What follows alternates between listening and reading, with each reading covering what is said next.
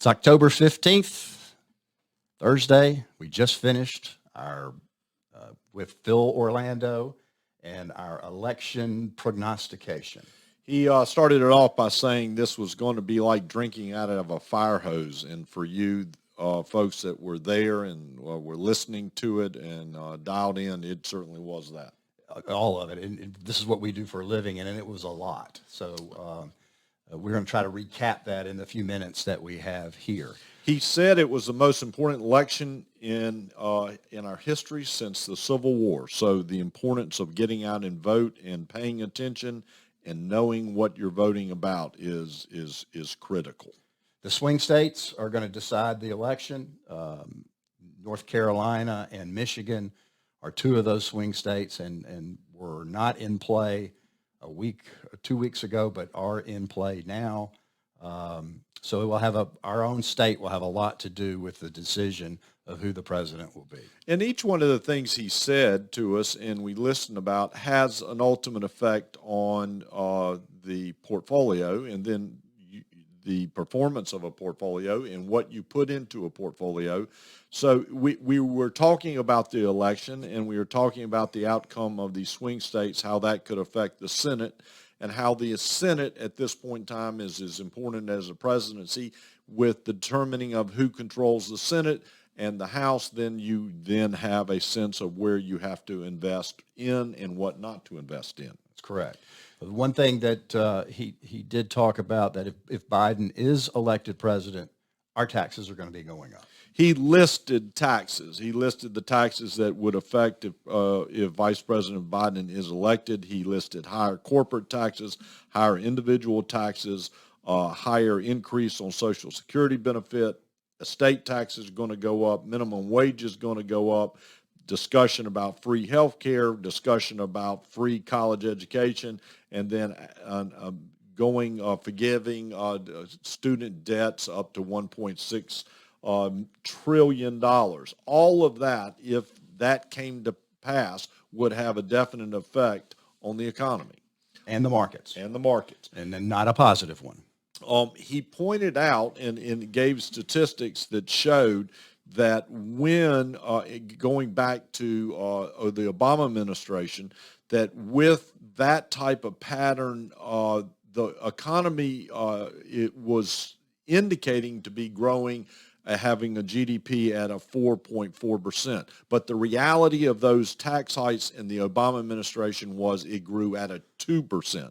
So one of the themes within this is that with a Biden presidency, you are potentially going to have a slower GDP.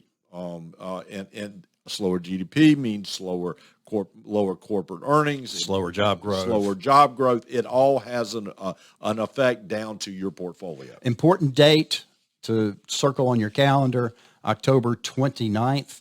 That is when the GDP numbers will be released. It's 3 days before the election.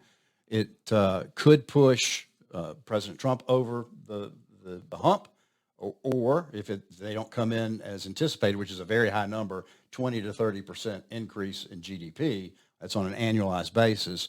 If it didn't come in at what is expected, it could hinder his ability to be reelected. So October 29th is going to be critical in what the GDP is.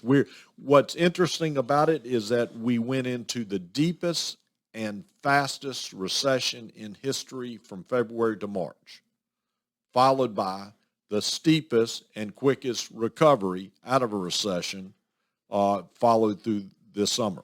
So we are out of a recession, and the economy is truly bubbling and moving in the right direction, but there is a mounting.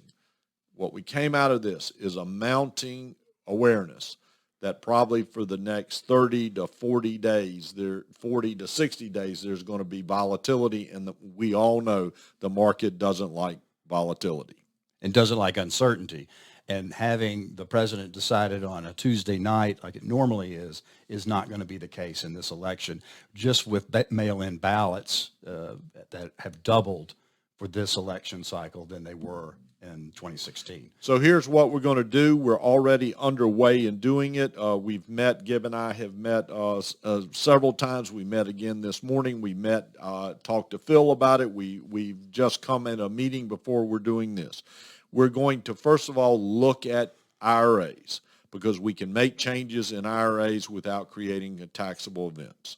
We're going to move a % of the equity weighting into a very safe fixed income position that with the outcome then determined one way or another, we can move it back into a correct equity position. It's not trying to time the market, but what we're trying to do is avoid that volatility.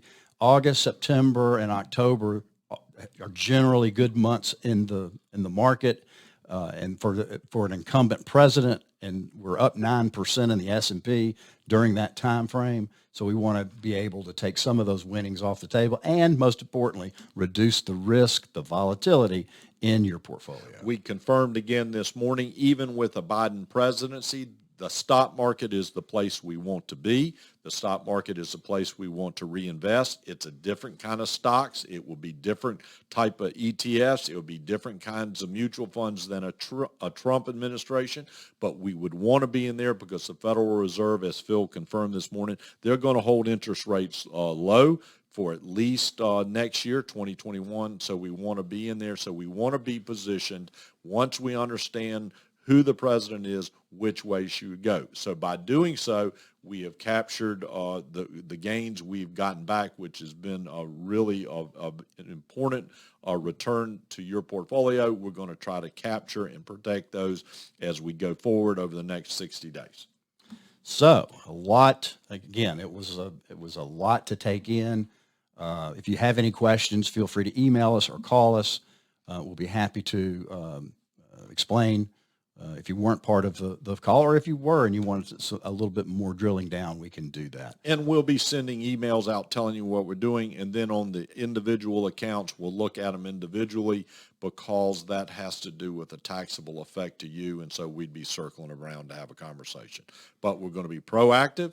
We're going to move quickly, get this done. Our folks are working on it right now because we know it is your money. And your money matters. Take care.